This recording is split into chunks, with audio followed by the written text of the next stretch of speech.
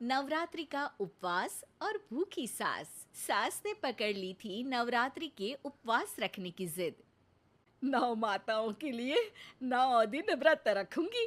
मैया की भक्ति में शक्ति है। मैया हमारे परिवार को अपना आशीर्वाद जरूर देंगी। लेकिन अपना शरीर तो देखिए माँ जी, आपका एक पाँव घर में रहता है और एक पाँव डॉक्टर के यहाँ। फिर से बीमार हो गई तो जय माता दी के साथ राम नाम सत्य भी। अरे राम राम राम, कैसी बातें कर रही हो बहू। राम नाम सत्य हो मेरे दुश्मनों का। मुझे व्रत रखने से मत रोको बहू। वरना देवी माँ नाराज हो जाएंगी। नहीं, तुम्हारी सासू माँ नाराज हो जाएंगी। अरे पर माँ, भूखे क्यों रहना है? देवी माँ थोड़ी ना चाहती होंगी कि उनके भक्त भूखे रहें। और आपकी तो सारी मनोकामना पूरी हो चुकी है ना माँ। लालच है बेटा, लालच बुढ़ापे में भी खत्म नहीं होती। अरे तुम चुप करो जी। तुम्हारी भी उम्र है भक्ति भाव करने की। ज्यादा बड़बड़ की ना तो तुमसे भी उपवास रखवा लूंगी। हाँ। अरे रौद्र रूप क्यों धारण कर रही हो मेरी माँ। रख लो व्रत। ठीक है माँ, बस अपनी हेल्थ का ध्यान रखना। अरे उसकी चिंता तुम मत करो बेटा। मैंने टीवी पे देख लिया है कि व्रत में क्या क्या खाने से शरीर में कमजोरी नहीं होती। अच्छा ही है, वरना ऐसा ना हो कि 9 दिन के बाद तुम मैया के द्वार की जगह सीधा हरिद्वार। अरे, तुम मुझे हरिद्वार क्यों भेजना चाहते हो? क्योंकि अब तुम्हें मायके तो भेजने से रहा। बाबूजी, क्यों माँ को परेशान करते रहते हो? अच्छा माँ, ये बता दो कि आपको व्रत में खाने के लिए क्या क्या चाहिए होगा। सास के सामने सब हार जाते हैं। माँ के कहे सामान को बेटा लेकर आता है। नवरात्रि का पहला दिन है। नाश्ता कर लो, स्वस्थ रहो, मस्त रहो। मेरा व्रत से ध्यान भंग मत करो। अच्छा ठीक है, ठीक है। भूख लगेगी तो मेरी तरफ मत देखना। आई बड़ी। तुम कोई खाना हो जो तुमको देखूंगी। आए बड़े। माँ जी, ये लीजिए आपका फरियाली मिक्सचर। इससे व्रत नहीं टूटेगा। अरे इतना सा? दिन भर भूखी रहने वाली हूँ, थोड़ा तो और ला दे। पर ये सब तो सपोर्ट के लिए होता है ना माँ जी, पेट भर के थोड़ी ना खाना होता है। करवा चौथ का व्रत नहीं रख रही हूँ जो कुछ ना खाऊं पीऊं। हाँ यार, ये तो मैंने सोचा ही नहीं। तुम इतने सारे व्रत रखती हो तो मेरे लिए करवा चौथ का व्रत क्यों नहीं रखती? अरे जुबान पे तुम्हारा नाम न रखूं, व्रत क्या खाक रखूंगी तुम्हारे लिए। माँ के कहने पर बहू और भी फरियाली ले आती है, जिसे खाकर माँ डकार मारती है। इतनी जोर से डकारोगी तो दुर्गा मैया भी डर जाएंगी। तुमने तो उनके शेर से भी तेज आवाज निकाल दी। अरे शेर के जैसा पंजाबी मारती हूं मैं, देखना चाहोगे? तुम्हें पता है ना, व्रत रखते समय हिंसा वाली बातों से, विचारों से और बुरी चीजों से दूर रहना चाहिए। सही कहा। बुरी चीजों से दूर रहना चाहिए। इसीलिए तो तुमसे दूर जा रही हूँ, दूसरे कमरे में। सास ने कई सारी ऐसी चीजें खाई जिनसे व्रत ना टूटे। बहू, सब्र का फल मीठा होता है। इसका मतलब ये थोड़ी है कि तू मुझे शाम तक फल नहीं खाने देगी। माँ जी, 1 घंटे पहले ही तो आपने इतना सारा। अरे एक खाता ही बना ले, उसमें लिखा करे कि मैंने कितना खाया, कितना पानी पिया। अरे नहीं नहीं माँ जी, मैं अभी फल लेकर आती हूँ। जोर से बोलो। नहीं माँ जी, मैं फल लेकर आती हूँ। अरे ये नहीं, जोर से बोलो, जय माता दी।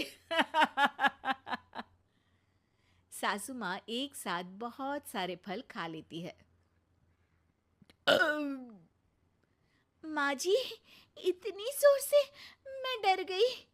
अरे भक्ति की शक्ति की पुकार है। पुकार नहीं, डकार है। हाँ हाँ, ठीक है ठीक है। चिप्स और लेकर आना जरा, उससे भी व्रत नहीं टूटता। माँ जी, आज ही सब खत्म हो जाएगा, नाश्ते का ही टाइम है।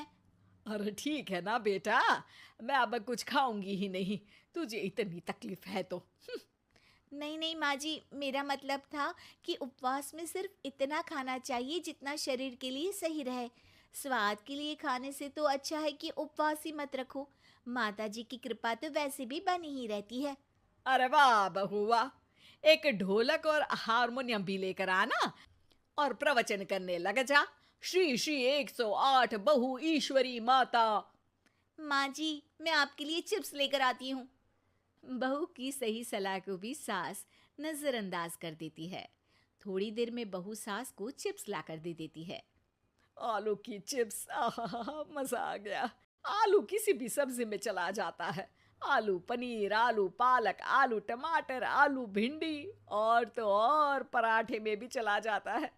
वैसे ही इंसान को भी हर स्थिति में आलू जैसा होना चाहिए। थोड़ी देर में वहां ससुर जी आते हैं। क्या चिप्स खा रही हो? अरे नहीं जी, दिख तो चिप्स ही रही है। अरे तो पूछ क्यों रहे हो? अरे गुस्सा क्यों हो रही हो? उपवास में गुस्सा नहीं करना चाहिए। और ऐसा तो है नहीं कि सिर्फ तुम उपवास करती हो, हमने भी तो किया होगा कभी। नहीं जी नहीं, तुम तो कर ही नहीं सकते। तुम उपवास में भी भेजा खाओगे और भेजा खाने से उपवास टूट जाता है। अच्छा थोड़ी सी चिप्स मुझे दे दो, मन ललचा रहा है।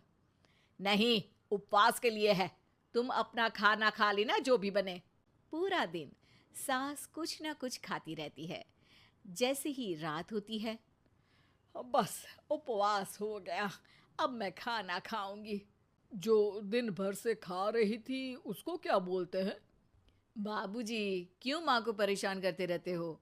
अरे लड़के, तेरी माँ दिन भर से इतना खा चुकी है कि देश में भूखमरी की समस्या इसी की वजह से बढ़ रही है। और खाने की दिक्कत नहीं है, कितना भी खाए लेकिन सेहत इधर उधर होती रहती है। कुछ ऊपर नीचे हो गया तो तेरी माँ खाने के बाद हाथ धोएगी और तू अपनी माँ से हाथ धो बैठेगा। अरे इत्तू सा तो खाया था, उपवास भी ना तोड़ू क्या? ठीक है, नहीं खा रही बस। अरे बहू तुम ही बताओ, ये इत्तू सा मतलब कितना खाया है इसने? ना जी ना, मैं कुछ नहीं बोलूंगी। खाना दे रहे हो या नहीं, या 9 दिन बिना जल के उपवास रख लूं? देने के लिए धमकी अच्छी है, सुनने में भी डरावनी लग रही है। पर जैसे तुम्हारी जुबान में स्वाद का खून लगा है ना, तुम भूखी नहीं रह पाओगी। मैं कसम खाती हूँ जी। अरे देखो, कसम भी खाओगी तुम। अरे कुछ और दे दो इसको खाने को। ये ले, दाल चावल खा ले बस। डॉक्टर भी कहते थे कि माँ को आए दिन पेट से जुड़ी समस्या रहती है। बस इसी के लिए घर वाले पहले उन्हें उपवास नहीं करने दे रहे थे, लेकिन जब उपवास करने दिया तो माँ ने इतना फरियाली खाया कि घर वालों की चिंता बढ़ा दी। और जैसा कि घर वालों को डर था, अगले दिन उनकी तबीयत खराब भी हो गई। डॉक्टर को बुलाना पड़ा। अरे जितनी बार आप बीमार होते हो उस हिसाब से तो मुझे एक क्लिनिक आपके घर में ही खोल लेना चाहिए। या फिर क्लिनिक में ही इनका एक अलग कमरा बनवा देते हैं डॉक्टर साहब। बाबूजी, पिताजी, मेरे जनक, क्यों हमेशा मजाक करते रहते हो? डॉक्टर साहब, माँ का पेट खराब है। क्या खाया था? जो मिला जो दिखा सब कुछ। अरे बस भी करो जी। बस तो तुमको करना था खाते वक्त। देखिए, खाना अच्छी बात है और उपवास भी आदमी को रखते रहना चाहिए, लेकिन तब जब शरीर लायक हो। पहले दिन ही बीमार हो गई तो 8 दिन कैसे होगा? आप व्रत मत रखो और खाने पीने पे ध्यान दो। मैं गोलियां दे रहा हूँ। आप भी कुछ खाने को ही दे रहे हो? हाँ, इससे जल्दी ठीक हो जाएंगी, समझ गई हैं आप? अब तो ठीक ही होना है ना मुझे। जोर से बोलो। जय माता दी। जय माता दी। जय माता दी।